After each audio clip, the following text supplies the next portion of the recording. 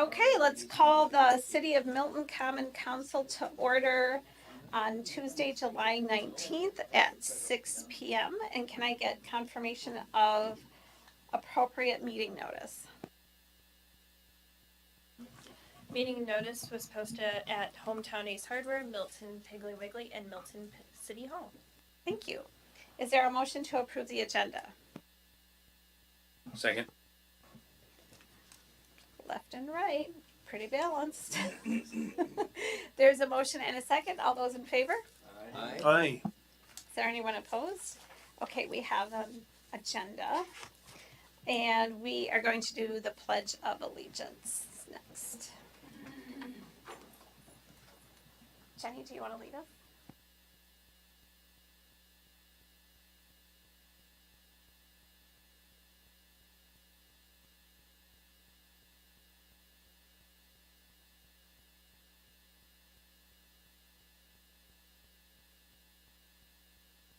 Thank you.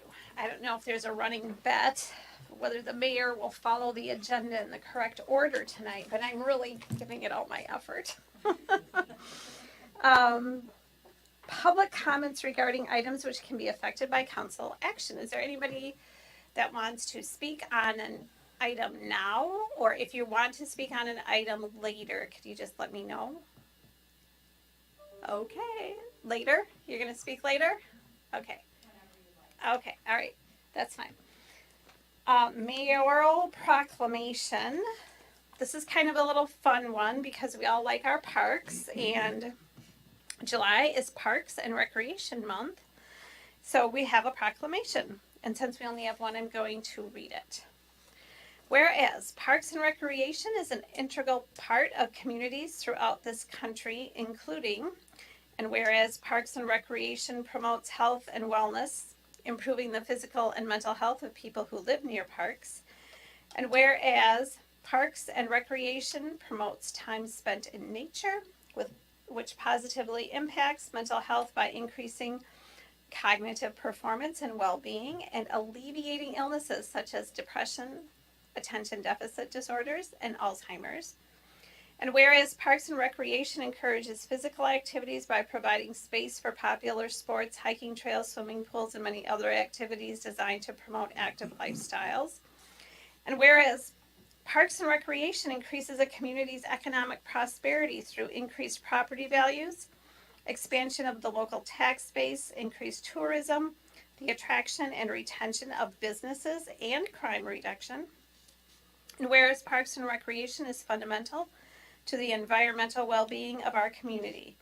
And whereas Parks and Recreation is essential and adaptable infrastructure that makes our communities resilient in the face of natural disasters and climate change. And whereas our parks and natural recreation areas ensure the ecological beauty of our community and provide a place for children and adults to connect with nature and recreate outdoors. And whereas the U.S. House of Representatives has designated July as Parks and Recreation Month, and whereas the City of Milton recognizes the benefits derived from parks and recreation resources, including outdoor programming at the library. Now, therefore, I, Anissa Welch, Mayor of the City of Milton, do hereby proclaim July 2022 as Parks and Recreation Month in the City of Milton. Further, I encourage all community members to get outdoors and enjoy the many parks in our city. And Inga, can you, I know this is kind of putting you on the spot, but acknowledge who's on our Parks and Recreation Committee off the top of your head between you and Eric? I think you can. Okay. So we have older person Eric Stockman, Leanne Hare, Karen Reed, Ryan Peterson, Logan Purdy, David Snow, Annette Smith, Lucas Murphy. That's it, I think. So we would just like to shout out to our Parks and Recreation. They are probably one of the, if not the most active committee in the City of Milton. And we encourage everyone, to say thank you to them if you see them in the community. Okay. Approval of consent agenda. Is there a motion? Motion to approve consent agenda? Second. Can I just have a question answered before there's a vote on that? Okay. One of the items on your consent agenda is B, the certified survey map. And I'm just, have they filed the actual final certified survey map as opposed to just the preliminary CSM? No, it's a transfer of land amongst adjoining owners, so I believe they're using the certified survey map as that mechanism to do that, as opposed to just a plat of survey. Right, but what I'm saying is what this is it's not a certified survey map. Yeah, I guess it's a preliminary CSM that's taking the place of a plat of survey. So, What they would normally do is if this is approved, then they would submit the final CSM. sure, okay. Because that would have, the normal boundaries, it'd have the legal description and something for, Jenny to sign as the Yep. clerk, Got it. which this does Does not. not. Right. So if, this could certainly be approved as a preliminary CSM, and then they would just bring back the final. Sure. Just because right now you just don't have anything to sign to approve this, so I just wanted that clarification. Okay. So what are you saying? It can be approved. So It can be approved it's approved as a preliminary CSM. Okay. on the consent agenda? Okay, is everybody clear on that? I have a question. My question is, did everybody else have to look up and find out where Capman Street was? No, I had- no, we didn't. I'll be honest, It's this long. I know where Catman Street is. I will know where to find it. Guess it's time for a field trip for the council. Okay, so now we had a motion and we had a race to second, and I don't know who won the race to second. Okay, Whoever you heard first, but from minutes it was Ryan. okay. Now I gotta figure out which is my good ear and my bad ear. Okay, there is a motion and a second to approve the consent agenda with a preliminary certified survey map for Catman Street. All those in favor? Aye. Anyone opposed? Okay, that motion carries. Item number 7 is discussion and possible action regarding the business block party, the Milton Night Market special event permit request. So ladies, first and last name and address. Hi, I'm Nikki Olson, 231 Parkview Drive in Milton, Wisconsin. I'm Catherine Peterson, 650 College Street in Milton, Wisconsin. Okay, and Jenny is gonna update us and then you can follow, okay? Great. Okay, so on July 5th, Common Council approved, it was called the Business Block Party at that point. Now it's morphed into a new name, Milton Night Market. And so the organizers have requested an extension of the road closure, so it's to include the first block of College Street, along with the road closure was originally started at 5 p.m. and now has requested to start that road closure at 3:30 p.m. to allow for additional vendors to set up. And is there supplemental comment? Of course, there's always comment. Are you kidding me? No, I'm just kidding. So when I originally came to council, we kind of underestimated, I guess, the amount of interest that was going to happen from what we originally talked about. So we all met again, and we ended up having over 60 vendors, and all of them are local, and all of them are handmade, handcrafted, the whole bit.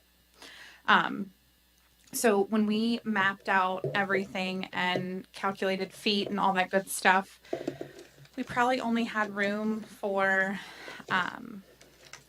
30-ish, if you do like a 10 by 10 foot space. So from College to Greenman, there's 304 feet by 48 feet on each side. We did not want to turn people away, and I was also trying to think in my mind some of the criticism, or not really criticism, but comments from last year from the farmers market, just like parking, things like that, handicap parking, just making things more accessible. So with that being said, we all again met and we really didn't want to utilize the skinny lot, which we can, which is the school's lot, to put vendors because we really wanted to work with the city to make a lot of that, or not a lot, but a good majority of that front row handicap parking so we could have people from all different backgrounds attend comfortably. So we talked to all of the businesses on College Street on that block and, asked like, would this affect anything? And everyone that is there is attending the market or participating or having extended business hours. So I called Al because I want to make sure it wasn't too late. If we're able to use the first block of College, it also makes that area more walkable. Where people can, Locks of Liz just came in there. Sunny and Olive just opened up. Rip is opening up that showroom as well with TLC. And then Bare Beauty has done a bunch of work in their building. Charla's, I think, at some point will be opening their storefront next to Kate's. It's just much more walkable because there's more businesses. So I talked to Al. We just would like more space to showcase more local people is really the gist of it. No, in the future, I don't want it to take over every street down there, but I think that it makes sense to close the first block of College so they can go up to Charlotte's and get coffee and they can really explore that area because there really is a lot to offer in that small area. Sorry, I had little notes. And then the extra time for setup, again, that's negotiable. 3:30 would be great, but 4:00 we just need some time because once you set up the barricades, I've learned we had to man the barricades because people will move them, and then we have to let vendors in and let them drop off their goods and set up, and it does take time. It's more than just like a 30-minute in and out deal. Packing up is much quicker.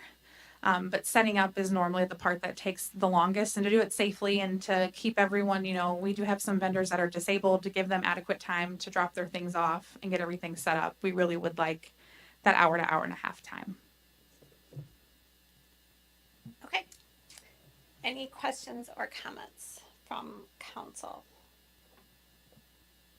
I think that it's great that all of the business owners up around College Street want to participate in this. I don't have a problem with extending the closure, and being someone who's been involved in craft fairs and events, I totally appreciate your 3:30 setup time, especially if you are working with one particular area where you are trying to especially accommodate handicapped people and parking. And we'll also keep the alley open. I did mention that, and I did not put that in the drawing because I forgot, and I apologize.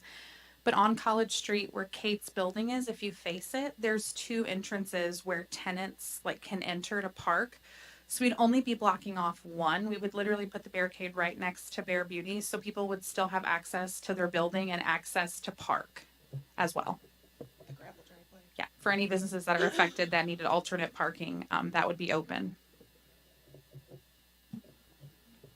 Anything else? So is there a motion? I'll make a motion that we approve the expansion of the business block party to allow College Street to be barricaded and closing the streets at 3:30 for vendors. I'll second that. There's a motion and a second. I have one comment. Go ahead. When I approve this, I'm personally just approving this for one time only. And then as far as I'm concerned, we need to reevaluate this. Is it worthy of closing that much, for that much time? 4.5 hours of closing 2 streets. That's a lot of time to close down 2 city streets. Any other questions or comments? All those in favor, say aye. Aye. Is there anyone opposed? Okay, that motion carries. and you have your expanded night market. The one thing that I would say is I know that there's some other dates that have been put out there for continued markets, and it'll be really important for you to make sure you check and see when council is meeting, so you get those approved in time, so you don't get in a situation where we're not meeting and you need approvals for things. So I tried to, like I said, I'm trying to learn every farmer's market, every market we do, and listen to all the input and try to make concessions for everyone so everyone can be involved and not be affected. And, I'm trying to be cognizant of everyone. So that's why I didn't lump them all together, because it is a learning process for everyone. But if we really want to make Milton a destination, we all have to work together, including street closures, and have fun events for everyone. and we are wishing you all the best. Thank So you good luck. so much. Hope you all attend. Yes. All right. Thank you. Item number 8, discussion and possible action on ordinance 499 regarding a request to rezone property from R2 to PUD along East Bowers Lake Road. So as the council may recall earlier this summer, the council approved an annexation of what was formerly the Bonnie Mead Golf Course. And then at our meeting on, July 5th, a certified survey map was approved that subdivided approximately 5 acres of land off of that larger land holding. And the purpose of that certified survey map was to allow for a rezoning to occur for the northern half of that property to allow for a PUD condominium style development. Included in your agenda materials is not only the rezoning request, but also the general development plan that would correspond with that PUD, which calls for the construction of, I believe, 7 two-family condominium units, as well as 1 5-unit townhouse development. Additionally, they plan to develop a clubhouse and outdoor recreational activities within this PUD area to serve this development. The north-south street was previously platted as part of the certified survey map. The general development plan calls for a private road to service these condominium developments. The Plan Commission earlier today at 4 o'clock reviewed this rezoning request and the general development plan. We did have an individual who was a neighbor of the property ask some questions, and we were able to answer those questions, and then I spoke to them afterwards as well to kind of help explain the process. Ultimately, the Plan Commission voted, I believe, 6-1 in favor of the rezoning request and forwarded a favorable recommendation. So the council's role in this process is then to, if you agree, to approve an ordinance, which would then effectively change the city's official map to show that rezoning from R2 to PUD. The developer understands that at some point in the future they will need to bring forth, we will work with them to develop a residential developers agreement that outlines the roles and responsibilities for public versus private improvements, as well as bringing forth a final site plan which shows the kind of final building layout. With those 2 contingencies, staff would recommend approval of Ordinance 499. Questions, comments? Linda? I do have some concerns with changing this, changing the zoning. What specifically is different about this particular multifamily development in an R2 or R4 for that matter that we are not able to do for a PUD? Because, and the reason I'm asking this question, because I actually have a lot of concerns here. The reason I'm asking this question is because my understanding of a PUD is that not only can the developer come in and say, this is what I want to do, but the city can also come back and say, well, I'm not sure that that fits us. And one of the things that I can tell you right now that I have a problem with is the distance between these condominiums. I'm sorry, but there isn't any room there. So that same question came up at the Plan Commission. Commissioner Ostrowski raised that issue about the distance between buildings. And ironically, to your first point, if they were to develop this PUD under irrespective of the PUD zoning, they could develop this site almost identically to how they've laid it out under the R2 zoning, because R2 zoning has a minimum setback, side yard setback of 8 feet. So in essence, the 20-foot that is indicated, I think, on two of the buildings is actually greater than what would be allowed or what would be permitted in the R2 zone district. So they are, in terms of side yard setbacks, they are exceeding what the minimum requirement would be under the R2 zoning. The reason for the PUD is for the ancillary structures as well as for the private road. We would not permit a private road in a regular platting situation.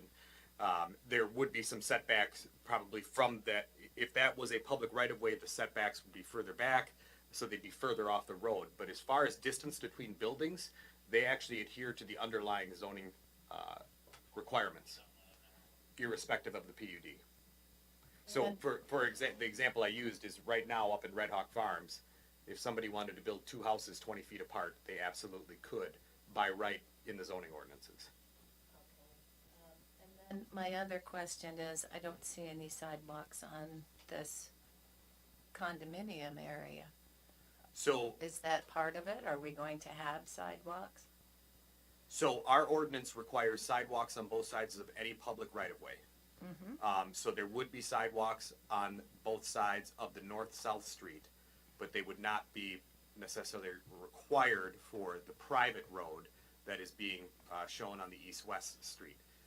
With that being said, the developer still would need to bring forward a specific development plan. That's how it's identified in our ordinances, that will provide more greater detail, landscaping, potentially sidewalks. I don't know if that's an interest of the developer to have sidewalks on the private street, but I don't know that there are sidewalks on any private streets that we have in the city of Milton.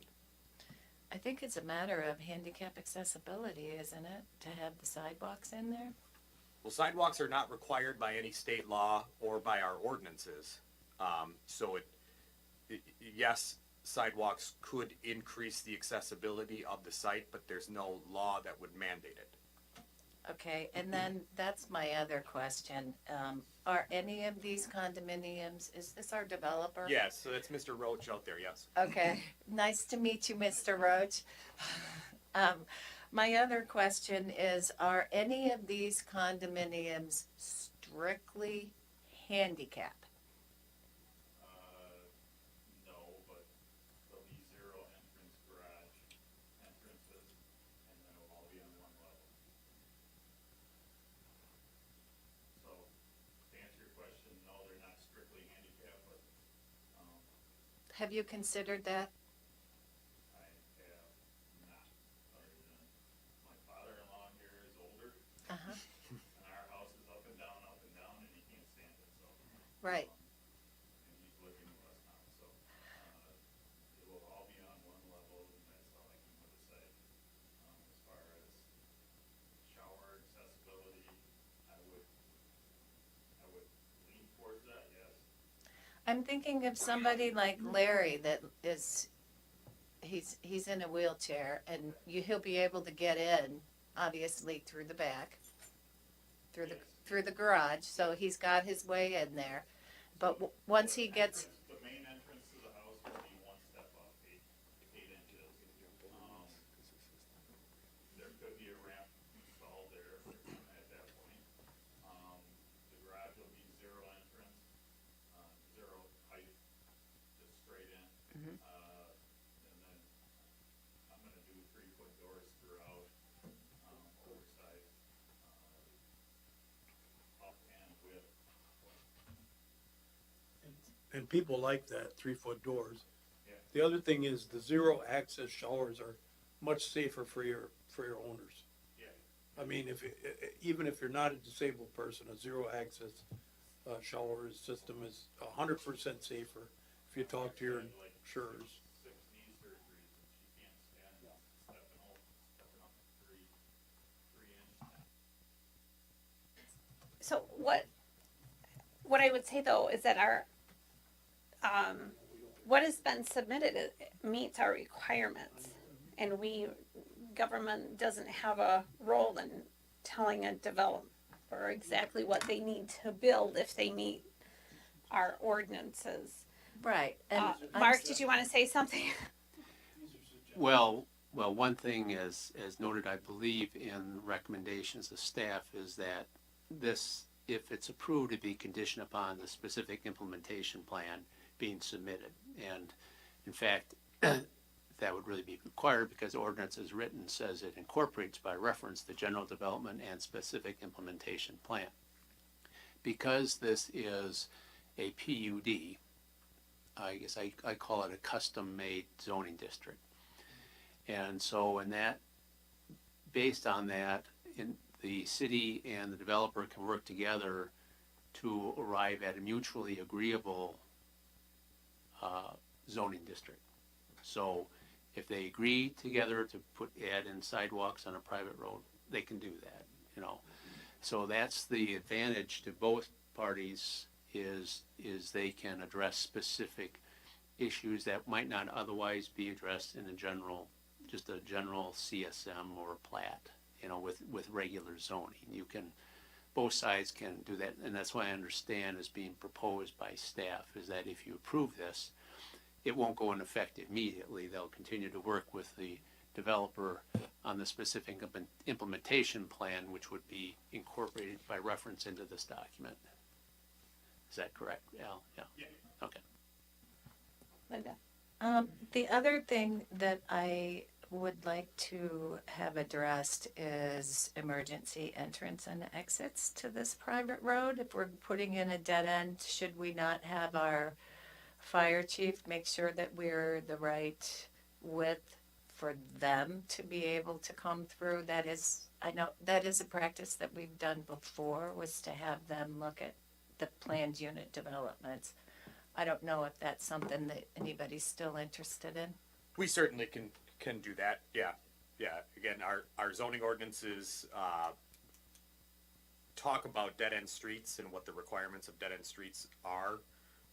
We have a lot of dead end streets in the city of Milton. If you look just up the street, if you just drive up the street about 2,000 feet, there's the Bowers Lake condominium development. And that would be very much akin to this. And that's a dead end street that's private, that's probably only about 12 feet wide. You know, I don't know when that was approved, probably in the early 2000s, but that's the type of development that Mr. Roach is looking to create. And there's other examples of that in the community as well, with not as many with private streets, but there's precedent, I guess, is my point. But we certainly, yes, can ask the fire department what their thoughts are on it. Yeah, I think, as Mark pointed out and the mayor pointed out, I think we need to be careful of what our authority is in this. The government cannot and should not, in my opinion, tell developers what they should build so long as they meet the general ordinance requirements. I think that's government overreach. And you know I'm a big government lover, so. And And, I'm and sorry. you are not. So I'm- what is going on yeah, here? right. I'm sorry. I'm like not trying to be really bad about this. It's just that planned unit developments are very big, and one of the things that we do is we look, you know, and I'm just going to respectfully say, Hal, that one of the things that we do have to do as a city is we need to look at what our needs are. And if there's something that there is a need, like if we need some handicapped housing or whatever, I think it's okay to share that with our developers. Oh, absolutely, yeah. Sharing desires and things of that nature, but yeah, we don't have the authority to mandate it or require it. I think Mark would have to sharpen up his pencil for that lawsuit. We're not giving him any more money.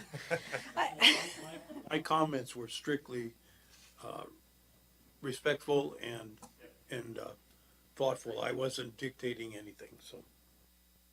Anything else for anyone? Yeah, I Push There it. we go. I'd like to kind of take the other side in terms of these lot sizes and so on. I know that they do fit. but I think we need a mixture of large lots and small lots. There are people who are looking for a more restrained kind of a lot. We've got some friends that live down in Aurora, Illinois, and when we go down and visit them, the houses are closer than what I was used to growing up in the big city.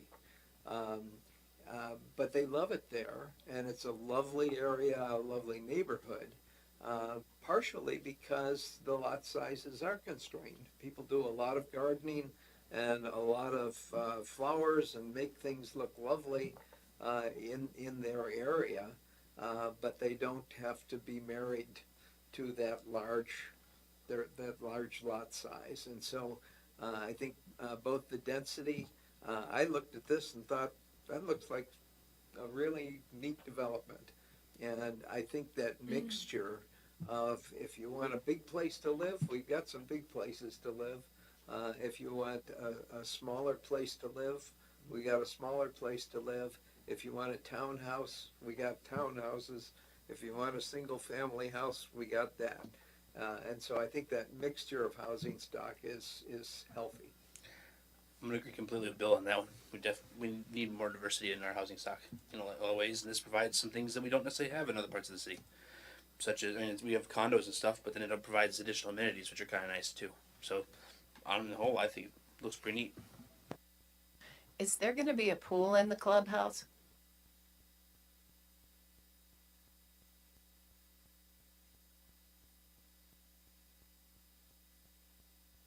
Is there a motion?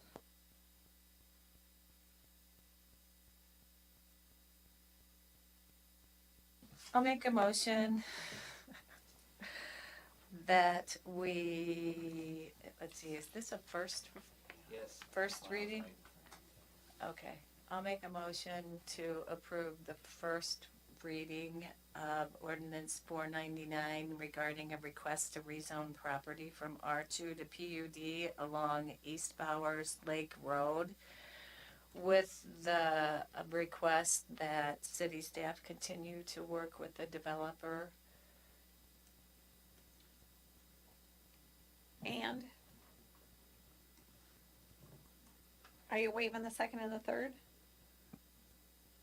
No, that was intentionally just the first reading. So And just the then- first reading, not waiving the second and third and adopting. Right, because I'd like to see what they come back with. Is there a second?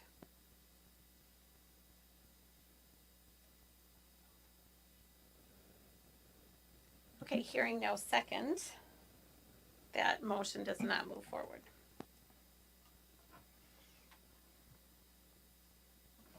I would move approval of ordinance, the first reading of ordinance number 499, with rezoning property from R2 to PUD along East Bowers Road, with a waiving the second and third reading and adopting. And is that then conditioned upon the submission and approval of the specific implementation plan? Yes, yeah, I thought that was. That's what I was waiting for. I'll second. Okay, there's a motion and a second. That was it. All those in favor? Aye. Is there anyone opposed? Okay, that motion carries. And we'll look forward to more information. Okay, discussion and possible action regarding an amendment from Baxter and Woodman to the Madison Avenue work order to perform additional design services for the replacement of water main and street rehabilitation along North Clear Lake Road. So at the July 5th meeting, we discussed Madison Avenue and North Clear Lake Avenue. And council directed staff to proceed with further development plans and cost estimates for additional work along Madison Avenue and North Clear Lake Road. This work order amendment amends the fee and the scope of services for Baxter and Woodman to perform those services for us. The total increase for the additional work is $27,281.25, and the total work order will now be a not to exceed amount of $41,181.25.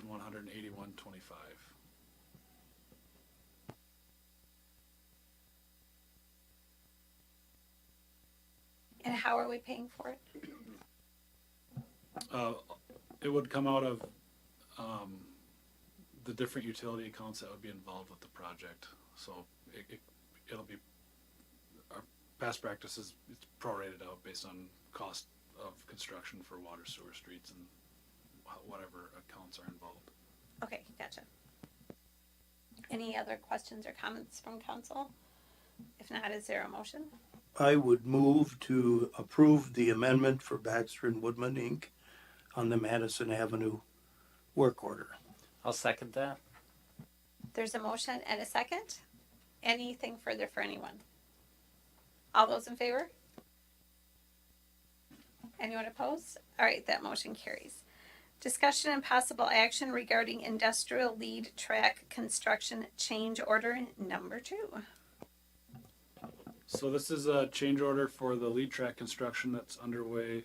There was some utilities that were not located as part of the design process and required an additional protection slab for the railroad, for the rails extension to be constructed, as well as additional time to do the construction. This change order provides the additional costs and the additional time. The additional project cost is $7,320. Any questions or comments? I had a question. Mark, is that cable actually underneath where the track is proposed to run? Yes, it is. That's Wow. that's the reason for the slab. So if they ever have to go in there, the track has to go up. It would be up to the utility. There's a lot of alternative construction methods, trenchless construction, and different ways to install things that I appreciate that because my ignorance was going, holy cow, you gotta dig that up then? No. yeah, there's utility crossing rails and all of it. would usually run through a conduit anyway, so.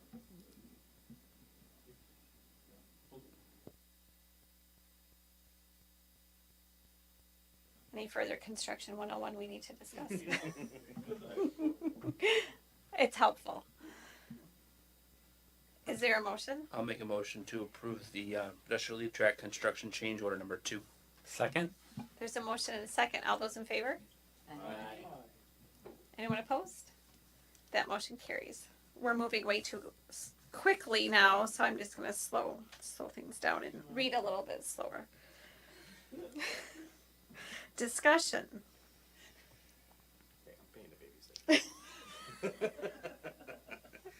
And possible action regarding a utility and sidewalk easement along North Janesville Street located at Milton East Elementary School. So this is in regards to the conversation the council had in late June regarding the completion of the sidewalk along North Janesville Street for South Goodrich Park and then up to and past Milton East Elementary School. As you've probably seen, if you're driving this way, they have started that construction of that sidewalk. However, we need to secure an easement from the Milton School District in order to do the portion that's right in front of Milton East. The school board reviewed this easement last week Monday and approved it. So it would be and the plan commission reviewed it earlier this evening and supported it. So it would be the council's discretion to accept that easement to allow for the completion of that sidewalk work. As you can see, they're already under construction, and we explained to them that unless somebody really, really, really is mad at the school district, I think they're probably safe. But that's where we're at in the process. So what I hear you saying is we could have a sidewalk that goes to nowhere like other places in the city, right? We could, If we yeah. really wanted to be Yeah. creative about that. Jim Lake could put his chair right. Yeah. Is there a motion? I'll make a motion to approve the easement for the Milton East Elementary School. Second? There's a motion and a second. All those in favor? Aye. Is there anyone opposed? All right, that motion carries. Discussion and possible action on use of residual funds from 2021 for ADA improvements at Story Gardens. And I think all of you had some supplemental material that you received from Ashley at the beginning of the meeting. And Ashley, did you want to talk about this, or is Al or Inga or It's all them. They're all they're the those two? masterminds. Okay. All right, we'll do it. Okay. So we have previously shared our successes with Story Gardens through the last few years. We received several grants. I like to mention the Green Bay Packer Foundation one always, American Family Insurance, a couple Batterman grants, a Wisconsin Arts Board grant, and we had some very successful fundraising initiatives. 100 women. Right now we have 50 women. If you want to be part of that, it's only $300. We've done the pennies for the pathway. The schools did raise about $7,200. We've sold greeting cards and coffee mugs, and we've done Story Garden stores. Am I missing anything? It's been a long few years. Yes. So. We've been working on this since, I believe, 2017. As soon as our renovation was done, we decided what's the next big thing we are going to tackle, and it was Story Gardens, because we knew many people were coming to the library, and they still are, and we wanted to expand our services, expand our offerings at the library, and we have this amazing green space outside of the library. So we decided to tackle the Story Gardens project. So first of all, we just want to update you on where we're at for 2022. So if you're looking at this sheet, these are all the things that we're going to accomplish in 2022. So the first one, well, let's go with the middle one, the entrance archway. The art piece that's going to be connected to the pillars that are officially complete at the library, that is ready to be transported from the location of the artist Brady Lewick in Burlington. Public Works is going to be outstanding and helping us to get that piece to Milton so it can be all put together hopefully by the end of July. We also have chess tables and another beautiful art piece that's going to be installed. Amy Leonard, she's a local artist. She's been working with Project Maria, and Ashley can give a little overview of what Project Maria is. But we're really excited to have that piece installed as well because Amy's going to install it on site. It's going to be a really amazing opportunity for the community to see what it takes to create this type of a public art piece at the library. Yeah, and Project Maria was created in memory of Maria Dorn. She passed away because of an eating disorder.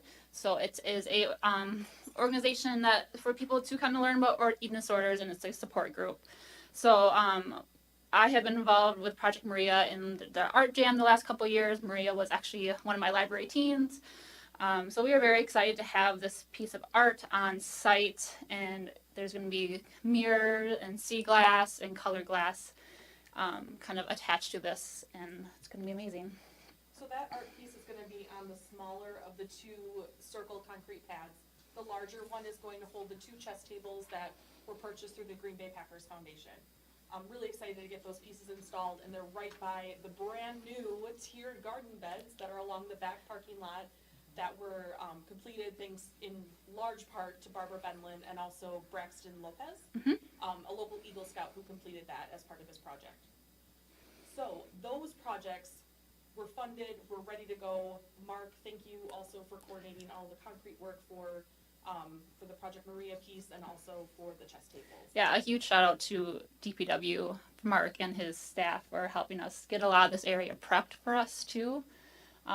Last week was very fast and furious with things happening. It happened rather quickly with the concrete pads and the pillars and everything. So we definitely could not have done it without their extra help.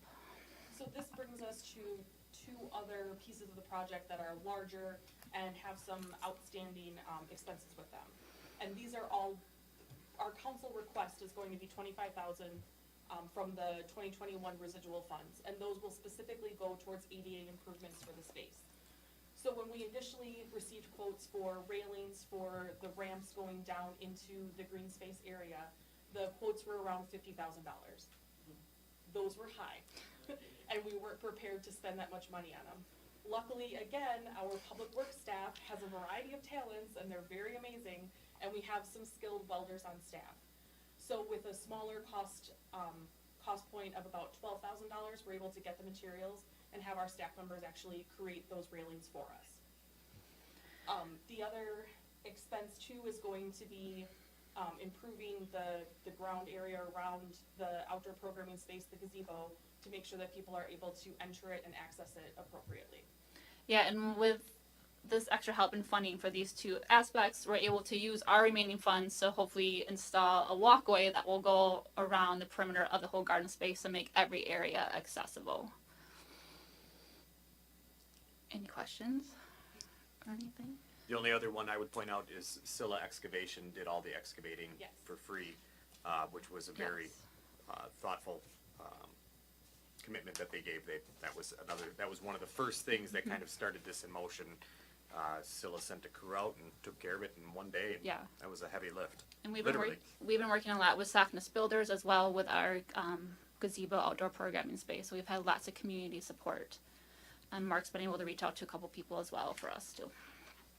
And for the outdoor programming space, all of the materials are ordered, but the supply chain's just taking a little bit for everything to get here. So it is my hope, I think, and our hope, my hope, to get the gazebo, the walkway, the ramps, and the chess tables complete by this year. And then we can take a look at the space and then take a look at our funding and see what else. We have other big dreams that we want for the space to kind of see what else we can do perhaps for next year. And once we kind of see how that space is laid out, then we'll have a better idea. We have the Very Hungry Caterpillar pieces from the story walk that was installed at Rotary Gardens last summer. So we have those pieces. We just want to wait until we kind of see what everything looks like before we decide on a specific spot for them. Guess I'd just like to point out that the renovation expansion of the library was a mix of private donations and some city skin in the game, and I think the public really responds to that. The fact that there is a city commitment to it as well. Roughly 2/3 of the money for the library renovation was privately raised, but it wouldn't have happened had it not been for the city's commitment to it. And so this is kind of a similar mix. Most of the money coming from private sources, private donations, but a demonstration by the city saying this is important to us and improves the quality of life that we have in our community. Any other comments? I just want to give everyone a big shout out for coming together and making this, the library and the Story Gardens, the success that it is.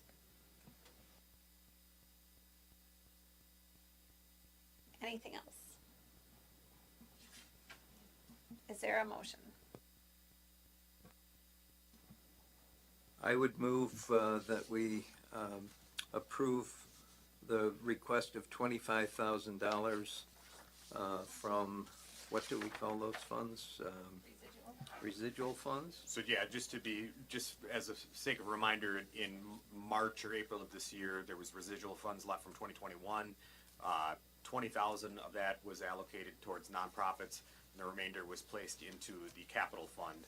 So although those dollars are commingled, there's still residual funds from 2021 that were moved into the capital fund. So in essence, if we were to be super specific, it would be from 2022 capital funds. Okay, we'll say from 2022 capital funds for the Story Garden project. Second. I'm giving it to Larry.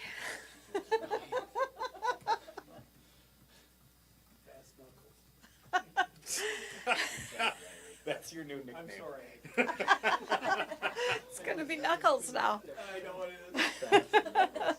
It's already old. There's a motion and a second. All those in favor? Anyone opposed? Okay, well, congratulations. I know you two have been working really, really hard on this, and it's exciting, and it's gonna be wonderful for our community. So thank you for bringing this request forward. Thank you very much. Okay. 13, discussion and possible action regarding 2023-2025 assessor contract with Musser. Okay, at the end of this year, our contract with Musser Appraisal expires, and they have provided a new contract. The difference with this, it will be from 2023 through 2025, so it's a 3-year contract. It will increase slightly from $18,000 per year to $20,000 per year for 2023, and then an additional $1,000 per year after that.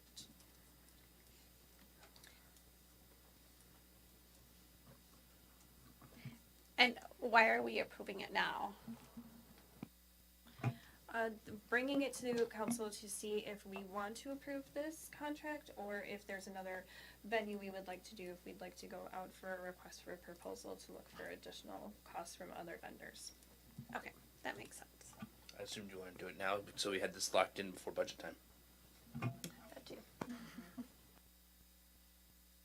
Any questions or comments? I guess my only comment, I would think we would want to stick, if possible, to the same company that did it. I believe there's quite a bit of work that's done to get up to speed where things are at. And so if we were to move to a different company, I feel like they probably would charge us more to do the initial assessment to start taking it over, rather than just moving forward, since they have last year's numbers and that throughout the city. Have we had any problems with them over the last few years? Assessors are just below probably traffic cops as far as people that are liked or dentists that are Used liked. car salesman. I mean, where to use car But, salesman. Paul has been very, very, very responsive. From where I sit, I need information from Paul generally really quickly, and he's always been very good at that. He comes to open book very organized. He makes himself very available. Have we heard substantive complaints about Musser Appraisal? No, I would say no. In fact, we really hear very little about him. The big things come up when you do citywide revaluations. We already did that, and I think that went remarkably well. To Eric's point, yes, when we went to RFP a few years ago, the $20,000 that Musser Appraisals is asking for we'd probably have to multiply that by 6, honestly, for a new person to jump on board. Every year, Paul says this is his last year, and every year he comes back and says, "Okay, I'll do 2 more years." So I think we're fortunate to have that. But he's accessible, and he's very responsive, and that's very appreciated. Then I'll make a motion to authorize the city to enter into the revaluation and maintenance contract for 2023-2025 between Musser Appraisal Services and I'll second that. Motion and a second. All those in favor? Aye. Anyone opposed? So on. All right, that motion passes. Discussion and possible action regarding job description for planning and zoning coordinator position. So this was a discussion at the July 5th council meeting.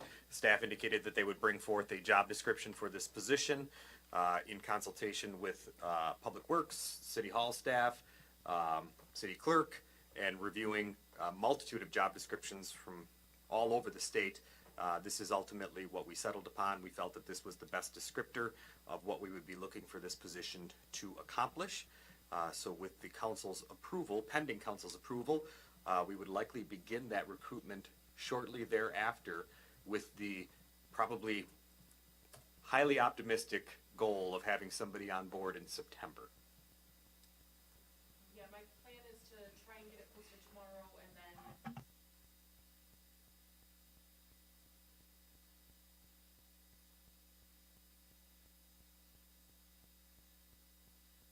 Questions or comments?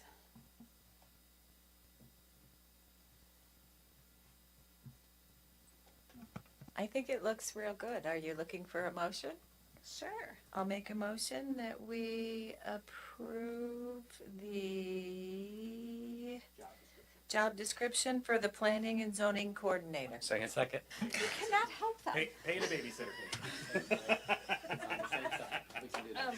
You're supposed to be neutral. We're Switzerland. We're Switzerland here. Which second would you like to take?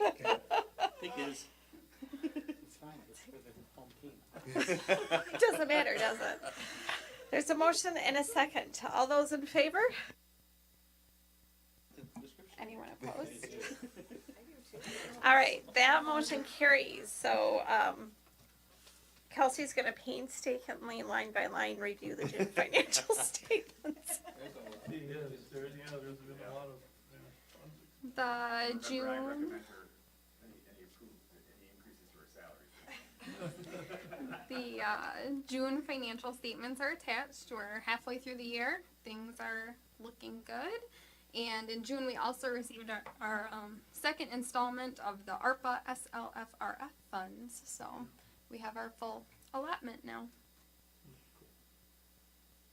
Mark's already spent it twice. We're gonna figure out how to spend that yet. Yeah. Any questions or comments regarding the June financial statements? All right. You're gonna have to pay past I 7. know. There's just like no way we No, can make this it's happen. fine. Committee reports.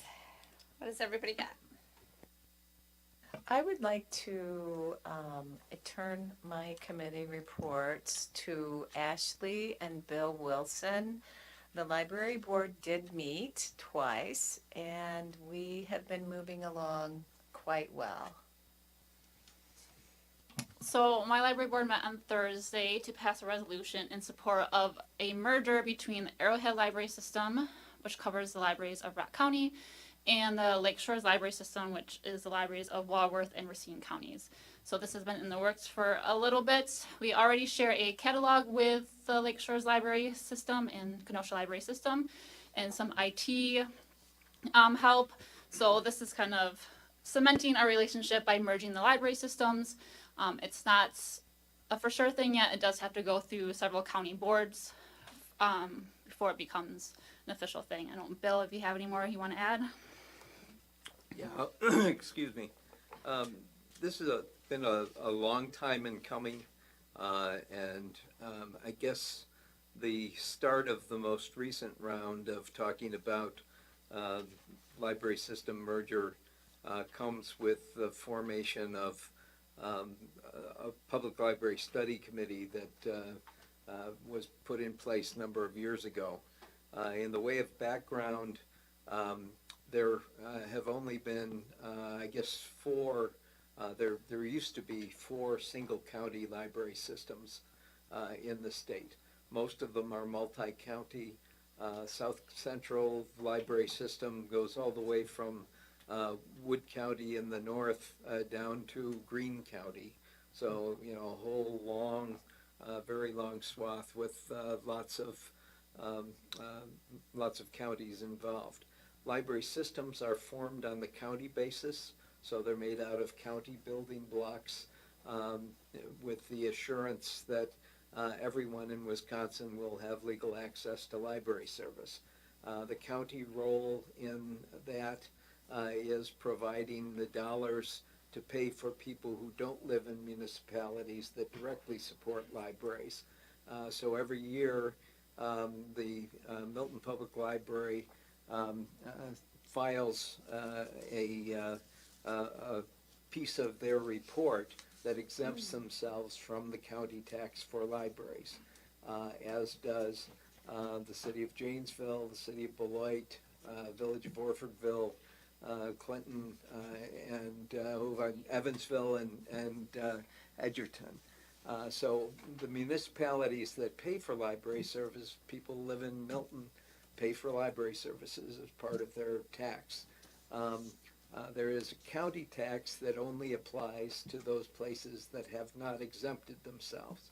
So that's the reason for the county structure.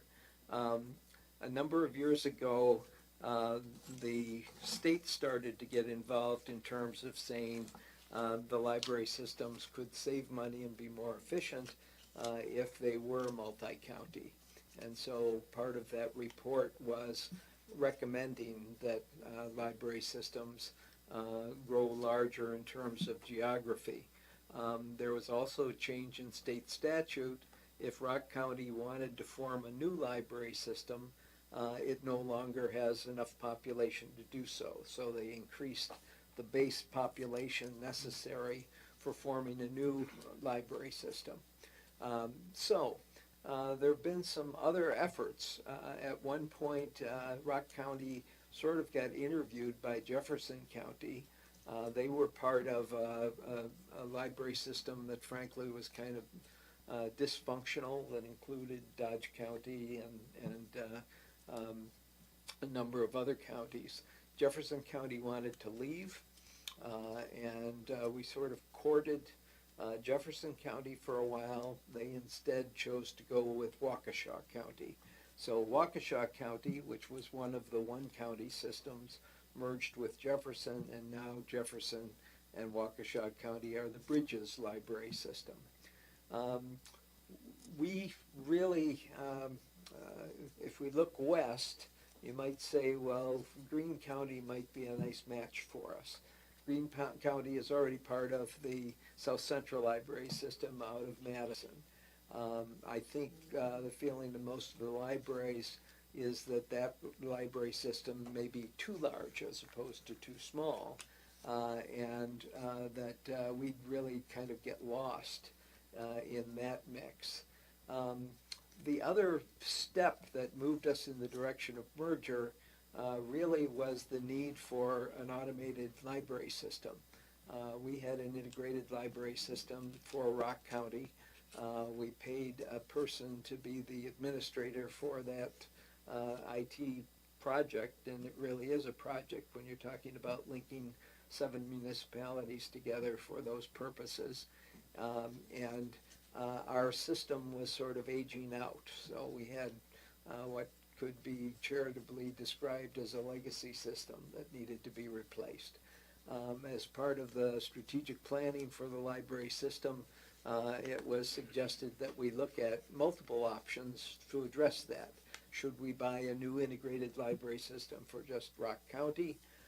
But one of the other choices was, could we essentially contract for those services? The Lake Shores library system had a newer setup in terms of an integrated library system. We're willing to talk about that. And in fact, what's it been, maybe 4 years, 5 years? Yeah, 2017 is when we merged Okay. with them. So for the last roughly 5 years, we've been part of the share system. Remember, we used to have RockCat at one point, and so last 5 years we've been part of the share system. In fact, the libraries found that they really, really got along very, very well with the people from Walworth and Racine County. So we've been sort of dating for 5 years, and the time for the vows, I guess, had finally arrived. There was a study committee. I served on the study committee as part of, as a representative of Rock County.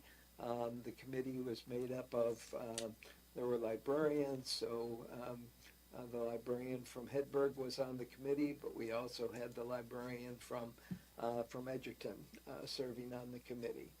There were board members, a couple of board members. There were several county board members that were representatives of the various boards. They worked with library organization out of Madison, and they did a really, really great job. And the report is worth reading if you really want to get into the deep grass and read about the whys and wherefores. But they, a new member of the Arrowhead board at the meeting last week where the Arrowhead board approved going ahead with the merger, said, I've been involved in a lot of studies, and this is a person a little younger than me, but with a few years, a few times around the track, and a big business background of working for major corporations. He said, I've been involved in lots of studies where they didn't leave a single stone unturned. He said they didn't leave a single pebble unturned in this one. He was very complimentary of the process in really trying to unearth things. The process is such that the municipalities don't officially have to vote on this. because of that county building block that I talked about. The counties do, so Rock County will need to approve it, as will Walworth County and Racine County. We're not totally sure about Racine County, simply because they think they've got something real good already with their two-county system, and there's a county board member who feels that way. But we're moving forward, and part of making Racine County feel better about it was really turning to the libraries and said, could we get a resolution from each of the libraries saying we support the merger? And so that process has been going on, and that's what the step of the Milton Public Library voting yes on the merger. I think that for the library user, you probably won't see a lot of difference. We're using the same automation system. There'll be some merging of the delivery system that will happen as part of the implementation. At some point in the future, it might have a small fiscal impact on the city in that it's unknown where the system headquarters might be. My guess is it might not be at the Milton Public Library anymore, since we're way over on one side of the three counties as opposed to being toward the center. So that there could be, that little negative piece that might come, but that probably is, a bit off in the distance, because there'll be some sort of a transitional period in between. We'll be taking a resolution to the Rock County Board for their approval. That'll either happen late in August, probably late in August, for the merger. Both of the Rock County representatives on the board, it was a unanimous vote of the Arrowhead board, and the other Rock County supervisor on the Arrowhead board was very supportive of the merger as well. So we think that we don't anticipate problems on the Rock County front. So long story, but I think a really important one in terms of heading down a path that will serve the public well and maintain our place as really an exemplary library system. Thanks, Phil. Any other committee reports? So Parks and Rec. You're the star. You're the star committee. Pretty excited. Yeah, things were bumping. So standing room only in the conference room for Parks and Rec. Crazy. We might have to spill over into the chambers for the next meeting. A few notable items. We did approve the design for the disc golf sign that's going to go in King Park. We're going to get quotes on that sign to be made for that. You're going to see some new bike racks in town, a few different parks: Veterans Park, North Goodrich Park, Tower Hill Park, Water Tower Park, and King Park. One new bike rack for each.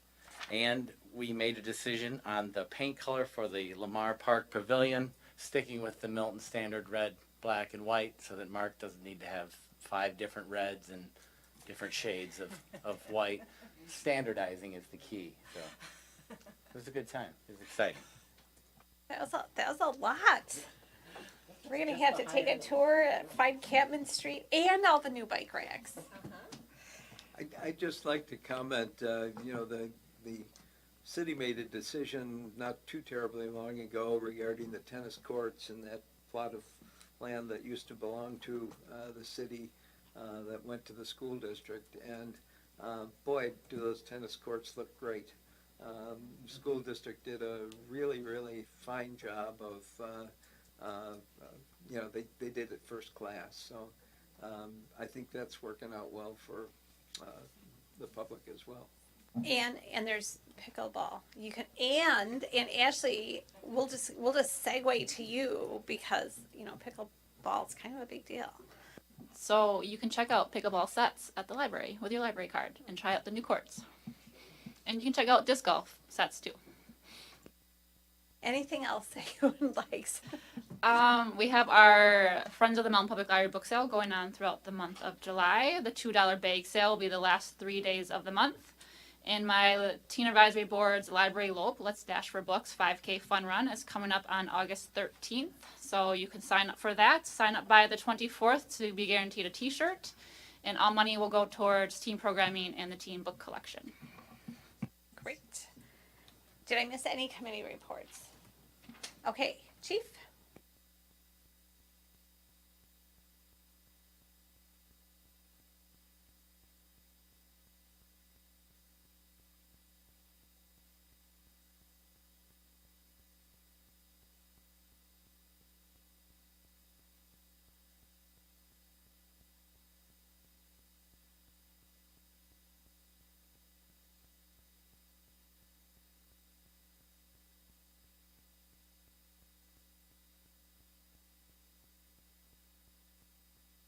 Thank you.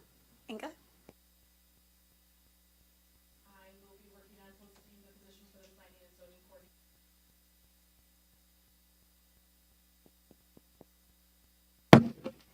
coordinator. Fixed it. So I'll be working on posting the position for the planning and zoning coordinator position tomorrow. Hopefully we can get that out and posted and get some applicants in as soon as possible. I also attended last week the Cities and Villages Mutual Insurance Company, their summer meeting.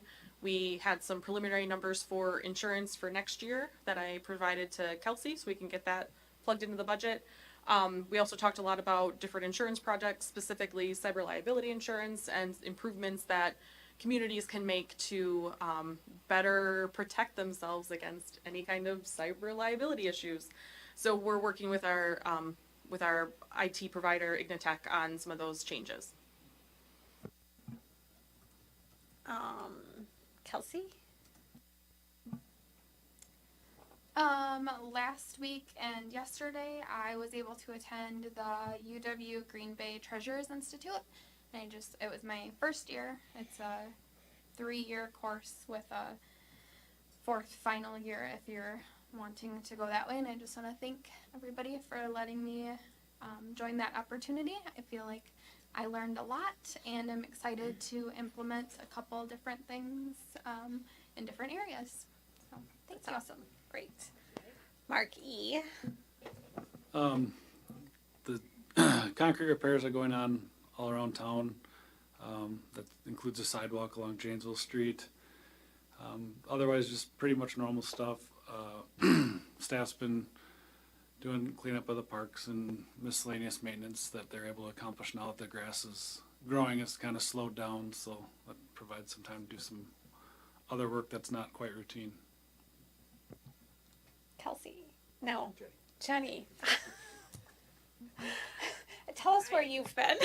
Well, not as exciting, but I was at the Clerks Institute last week and then yesterday also, which was very exciting because this is actually my 2nd year as clerk in the Institute, but prior to coming here I did the treasurers for the 1st year, and so it's all been virtual. So we did have a networking event and an in-person class from Sunday night to Monday, and I was very lucky to be chosen as an advisor for the 1st years. So Kelsey was actually one of my mentees. So it was very exciting. It's a great opportunity. It's the only one recognized in the state at UW Green Bay Institute, and it's only 1 week a year. So it's, like I said, it was a great opportunity. And then the other portion of that, which one of the classes was elections recalls and recounts, which hopefully we'll never have to deal with. But on an update with the August 9th partisan primary, we do have 268 absentee ballots that have been issued by mail at this point, and we have 93 that have been returned. In office absentee voting, in-person absentee voting, we'll call it that, begins on July 26th and continues through Friday, August 5th at 5 p.m. And then on another note, the League's 124th Annual Conference is set for October 19th through the 21st at the La Crosse Center in La Crosse. So if anyone is interested, let Inger or I know so we can get your registration processed. And Ryan and Linda have gone. Bill or Teresa or Larry? I took it online. You took it online, The Teresa, you've 101. gone. 101? Yep. I did that online. I did it in She's talking about I'm talking So about the 3-day conference. Yep, so there's two, You've gone. there's two different ones. I sent an email out about the local gov 101. That is a 1 day. There's an online version and an in-person, which I believe is in Green Bay at Thunder Bay. That's in September. So it's a 1 day. This is the actual annual conference, which is for city and village election officials. So if you're interested, you can go for a portion of it or you can go for all of it. So Just let us know so we can get. Which one was changed to lacrosse? was it changed to lacrosse? Was it previously? It's always been I think they, cross for this year. Oh, has it? yeah. It changes every year. Yeah, they changed Oh, okay. locations. Yeah. Yeah. Just to get around the Yeah, it state. was in Green Bay, I think, last year, Yeah, so. I don't know, it was Well, about 1 year it was canceled. right. 1 year it was in the Dells, We 1 went- year it was in Appleton. Green Bay, wasn't it? I believe I'm pretty sure that they changed it up quite a bit so that more people So are able to anyways, come. It changes every year. many of our council members have gone and we encourage Yeah, I know. encourage you all to go, right? It doesn't. Go. It's a great conference. It's great opportunity. So even if you just want to go for a day, right? Just Let's do this. I will send out more additional information within the next couple days. thank you. Al, do you have anything? Sure. This is somewhat of a committee update. So Plan Commission met earlier this evening, and obviously they reviewed the PUD that was on tonight's agenda, which also has a pickleball court on it by chance. But also approved 2 site plans for additional expansions at Clausen Quality Chocolates. One is a smaller 20,000 square foot expansion. The other is a much larger 123,000 square foot expansion that will serve as their trucking facility. So again, Clausen just continues to just move along, and they are phenomenal to work with. Along with that, there is another large-scale project that's in the works that Mark and I have been meeting with developers and a lot of folks. We had a big meeting in here this morning to talk about it. That will likely be coming forth in the first meeting in September. It will likely be on the scale of Clausen.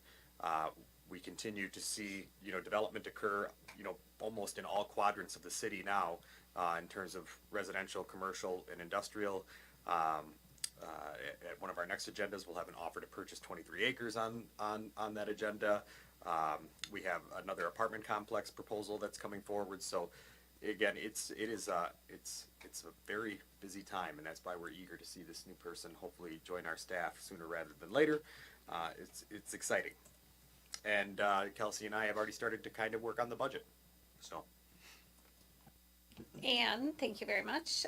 Speaking of mergers, there will be a draft IGA regarding the consolidation with the 5 municipalities, including Edgerton and the other townships, and our city and the 4 other townships. So that'll be coming up. It might be reviewed by the Fire Commission tomorrow night if it's available. And then there will be a special meeting on next Tuesday. So next Tuesday is going to be very busy for all of us because we have a training.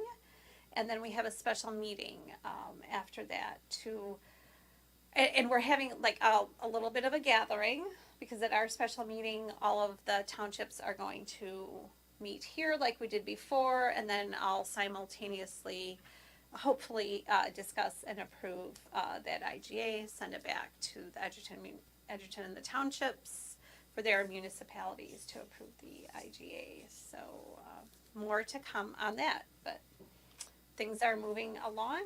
So thank you all. Team building.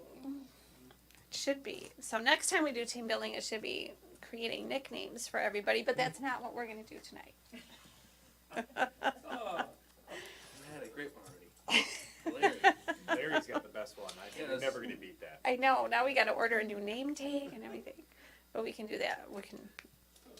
Jenny would love to create new name tags with our nicknames. Okay, so team building. It's a would you rather, probably pretty easy. Would you rather have so this is for the rest of your life, have only one movie that you could watch going forward? Or would you rather have only one song that you could listen to? One movie or one song? One song.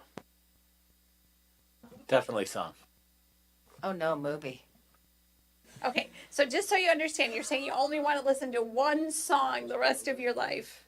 As long as I don't have to listen to just one movie, I can watch multiple movies. Then yes, if that's the option. Then Okay. yes. That's what I was going with. I'm gonna stick with song. Okay. Are you keeping track? Oh, no, I'm sorry. Because this is like the tiebreaker. No. I did the motion. I kept talking to motion. Movie. Movie. I'm going with movie too. Yeah, I'm gonna go with movie too. I couldn't stand it, especially depending on what the song was, but I want to hear a lot of songs. Lisa says movie. Yeah, there's no way somebody like me could only listen to one song unless I was, Max and Stranger Things, and it was the only way to keep me alive. So, one movie, I have to listen to multitudes of music. So. Me too.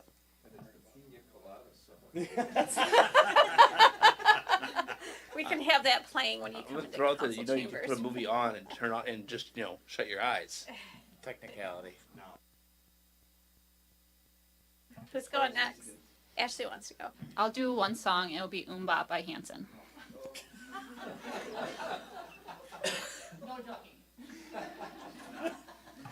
And that's why I have to do movie, because I couldn't do that. I'm gonna go with movie as well. I'll go with movie. The 2 marks. Tough decision, but I'll probably lean towards song. Only one song? Go with movie because movies have lots of songs. All right, Jenny has went away for so many days. She feels unseen by me, rightfully so. You did call me Kelsey. What about the paper? Yeah. What are you gonna do? That's a tough one for me to answer. I'm such an 80s music guy and I'm a movie buff. Oh. Words of a dilemma. Maybe one movie? What your favorite song is. Yeah, it's a theme song. I gotta pick movies that have good theme songs. Yeah. Listen to The Greatest Showman. Watch The Greatest Showman. So I'm gonna go with song, and I'm gonna expand on Ashley's and say anything Baxter's voice. Okay, so we need to have an 80s theme party. Is that it? It Was was it like- 90s? It was late 90s, early 2000s. That was like 97. Yeah. Okay, okay. When you're thinking in terms of decades, it's really hard to keep track of everything. Okay. Good job, team building. Our next meeting date is July 26th. Right. Yep. So the next official meeting of the Milton Common Council will be next week, Tuesday at 6:30 p.m. in this room. It will be the joint meeting between the Milton City Council and the 4 townships that will be joining us in our hopeful approval of the Edgerton Fire Protection District IGA. Then the next Common Council meeting, regular Common Council meeting, will be August 2nd, and I will not be able to physically be in attendance. If necessary, I can call in though. Okay. So that just means we're going to party without out here. Okay, and Mark Langer will serve in my position. we are definitely going to give him a hard time. You gotta sit up here. That's right. That's right.